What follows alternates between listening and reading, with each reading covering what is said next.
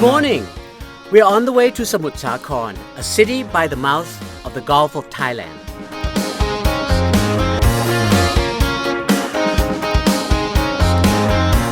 This town is only about an hour's drive south of Bangkok.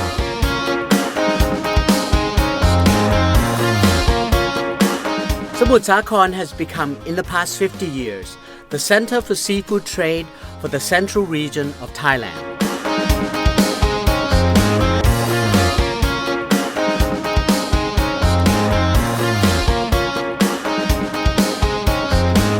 We're in the central plain and in the middle of the market in the central plain of Thailand.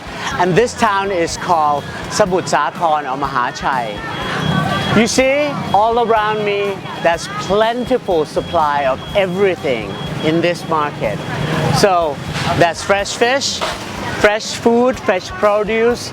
Thailand is a country, especially the central region, that is very plentiful. We are a land of plenty.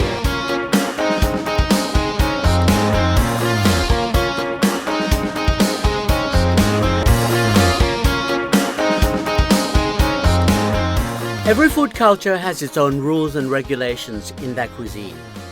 Actually, Thai cuisine also has its rules and regulations and principles in cooking Thai food. And one of the most important rules in Thai cooking is that you cannot cook Thai food unless you have a paste. There are 9 main ingredients which I would like to call the 9 essentials that goes into making all kinds of paste.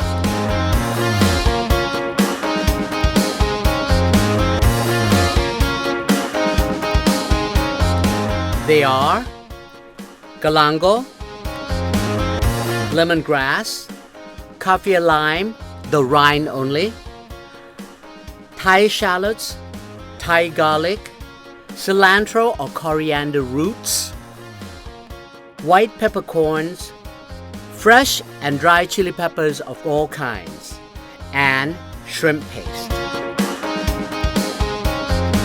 These are the ingredients that the 9 essentials I talked to you about that goes into making a paste. First, this is galangal. Now, galangal is not ginger. This is very cooling. So I'm going to break it up. And it smells so good. And it's not ginger, all right? First, galangal. Second, lemongrass. I take this out. Very fragrant. And only use the purple part. Kaffir lime. Here it is. It's a lime fruit. And we use only the rind because it smells so good. Essential oil is in there. Then Thai shallots. Look, Thai shallots are very small. This is the Thai shallots. Then garlic, Thai garlic. Again, very tiny but very pungent. All right? So what you need to do, I'm going to break it up for you, so that you see, this is one tiny little clove. Very small, but it's so spicy and peppery. Next is cilantro roots. Cilantro or fresh coriander. The whole thing looks like this. You can use the leaves and everything else, but in Thai paste, you use the roots. Then white peppercorn that you put in here. White peppercorns. And we use all kinds of chili peppers. So what chili peppers we use is that there are many kinds of chili peppers here. All these chili peppers are used, including the dry ones. One last thing we have to get is something that is very special that binds everything together. We got to go to another stall. Let's go.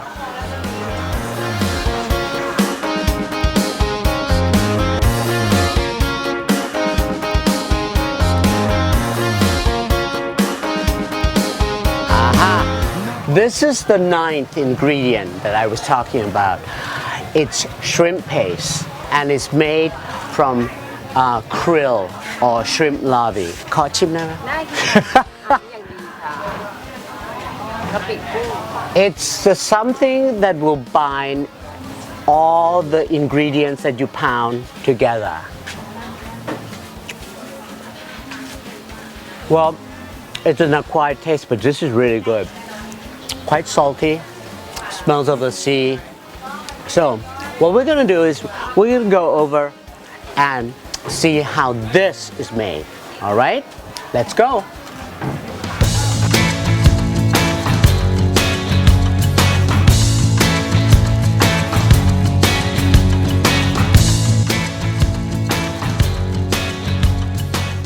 On the road again, passing through salt fields which are drying off to make salt. Making shrimp paste or kapi is a very simple process, but these days sometimes you go out to the ocean to fish for krill. It is getting more difficult due to the pollution of the sea near the coastline.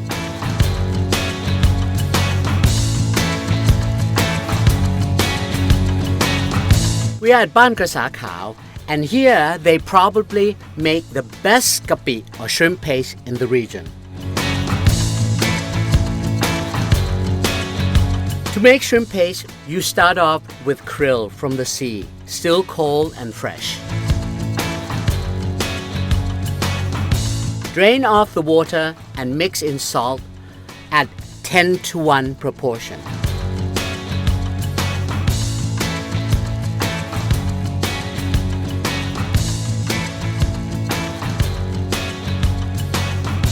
Marinate the salted krill for 4 to 6 hours until the salt is dissolved.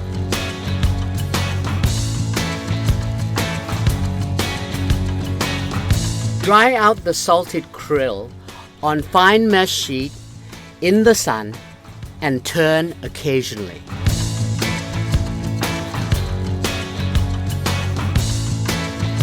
All they're waiting for is they turned this once already, so we're waiting for the top to dry. It has to be just moist enough and dry enough to be able to grind.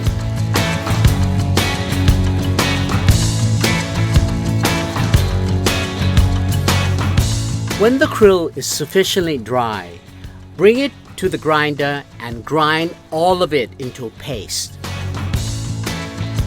Sometimes they make a lot of shrimp paste because the fishing is good, and sometimes there are fewer.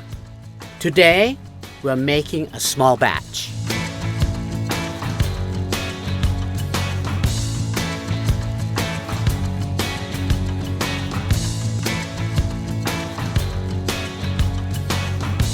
Once ground, the shrimp paste is packed into a container and allowed to cure at room temperature, which is quite hot, about 38 degrees in the shade, for 3 to 6 months. Actually, the shrimp paste is ready for packing after 3 months, but it depends on the customer's preference. Longer curing makes it smell better for some people.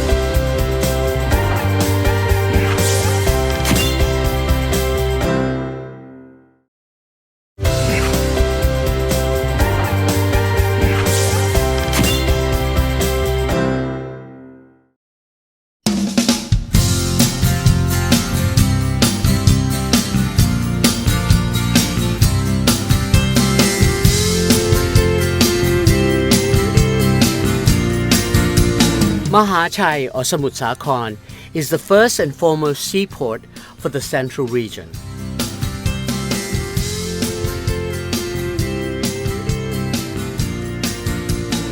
In fact, it has become the central staging area for sending fresh seafood to the far corners of Thailand and beyond.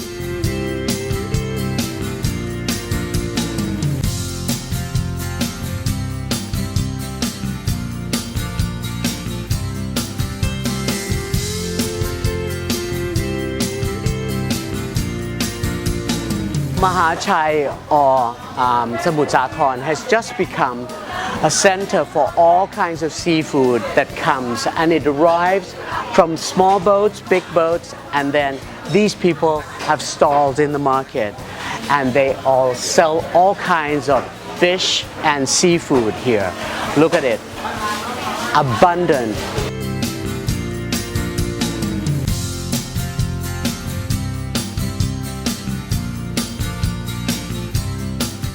From fresh seafood, Mahachai has transformed these seafoods into dry, salted, and fresh frozen products for both local and international markets.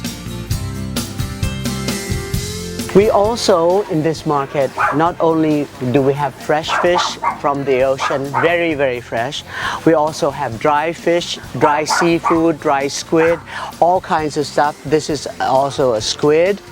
And this is the fresh fish. We even have salted fish and salted seafood that has been cured, and you can fry it up and cook with.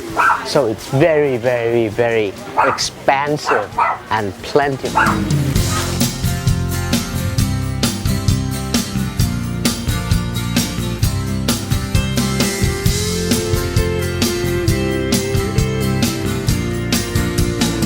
Mahachai benefited from the migration of the Chinese people to this city over 100 years ago.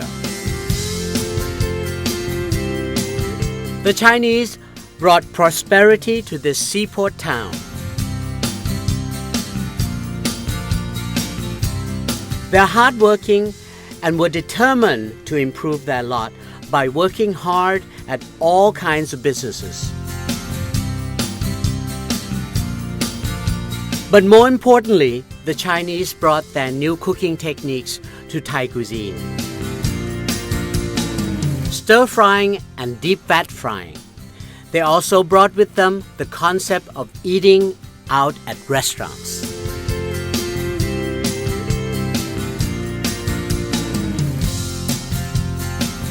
I chose to come to Mahachai because it is the Chinese who can really cook fish well and properly.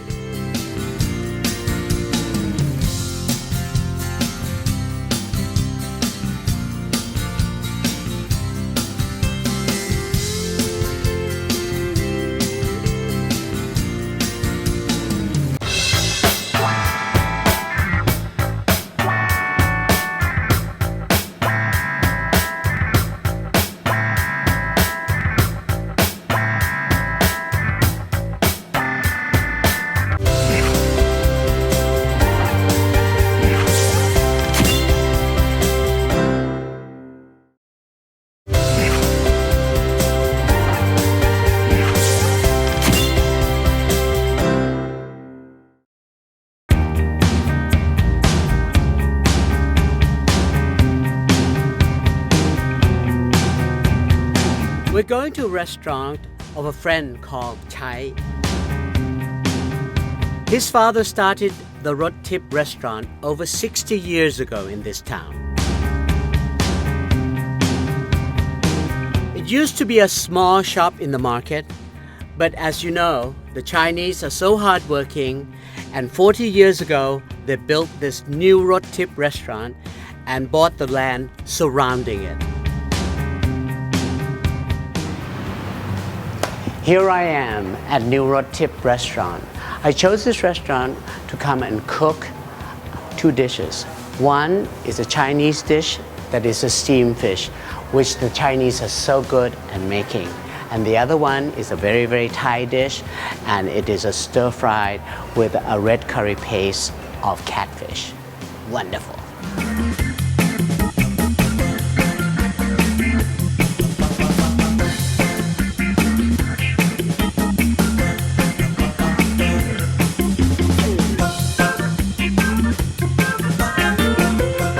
The first menu that I've chosen for this section of the show is because Mahachai is a center of all the fresh seafood that comes in here.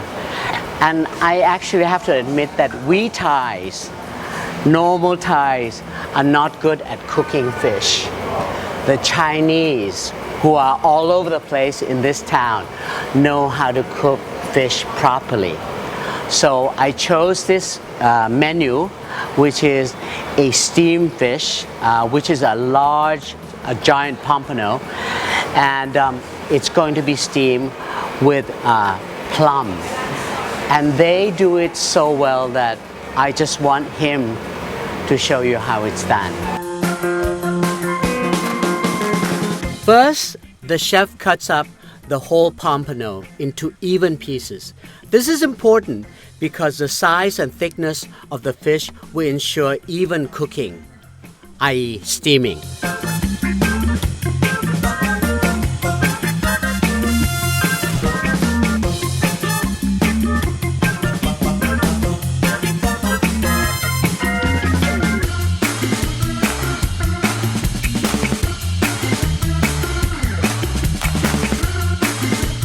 Then you mix the sliced fresh pork fat with pickled Chinese plum, which is salty and slightly sour.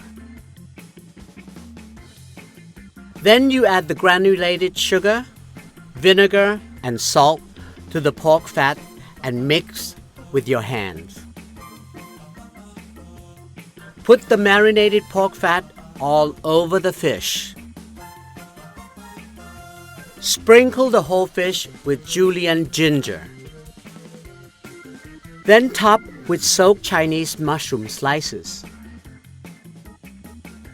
Add sliced red fresh chili peppers. Then finally, add the chopped Chinese celery on the fish. Only half of what is required, since we will need to add more halfway through the steaming process. Now, he's done all the marination and everything on top of this fish, and the fish is very fresh, and all you have to do now, he's going to steam it. When it's halfway through, he'll put another marinade, which is the same sauce that we did over again, and then to finish it all off, and then he serves it cooked just right, not overcooked.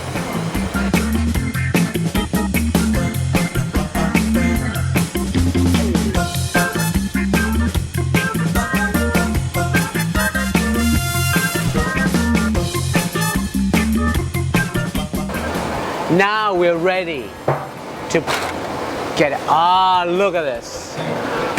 Whoa, now.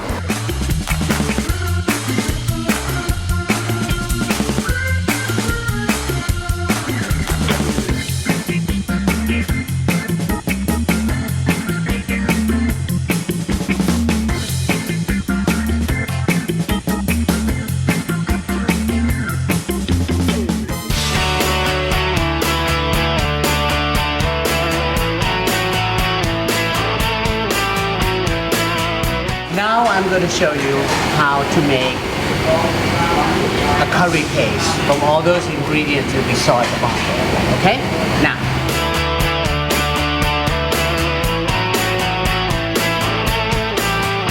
using a mortar and pestle, add fresh chopped galangal to it. Add sliced lemongrass. Slice up kaffir lime rind and add to it. Add sliced Thai shallots.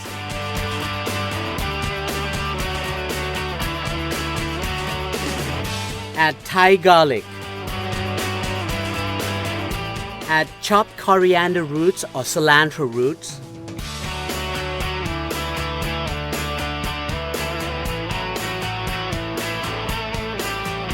White peppercorns.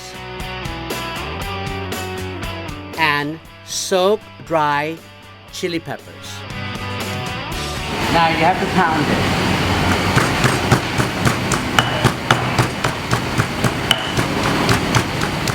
Then you add the shrimp paste to bind everything together. When you pound it, you have to really mean it and beat the hell out of it. Now it's going to take quite a little bit of time until you get it to this consistency. Look. And you will probably sweat like hell. Now we are going to stir fry. First, you heat up the pan and add the oil to it. Add the curry paste and try to fry it in the oil to cook it. But you find that it will lump up in the oil.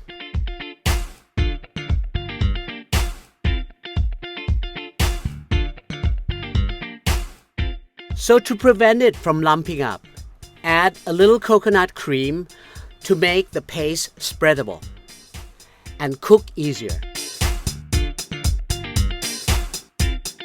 Lower the heat a little bit so it doesn't burn when cooking. If it burns, it becomes bitter. Cook the curry paste out.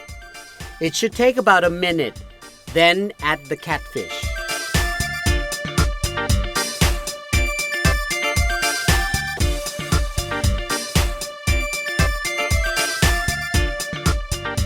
Add more coconut milk so that the fish can cook in the curry liquid and increase the heat. Bring to boil.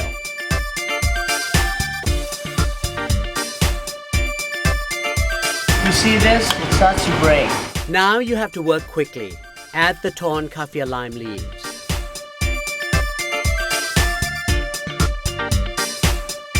Then the palm sugar. Stir to allow the sugar to melt. Taste it. You may need to adjust the sweetness. Add the julienne, krachai, or wild ginger or rhinestone. There's so many names.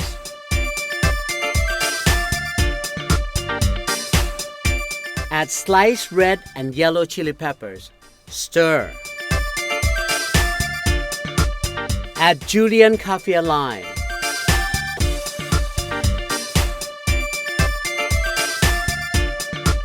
Finally, add the Thai sweet basil leaves as if they were vegetables. Turn off the heat and allow the basil to infuse into the sauce.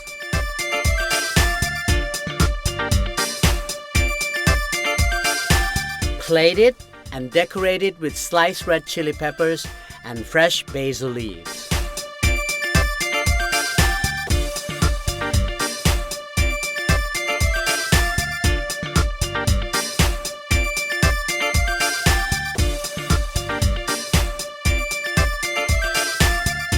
What you usually do is that you eat it with rice, or you can pour it over rice. And if it's not salty enough for you, you put a little fish sauce on top of this. But all you do is that's a little baby steak of the catfish, and you just take all the sauces and put it in a spoon. Oh man.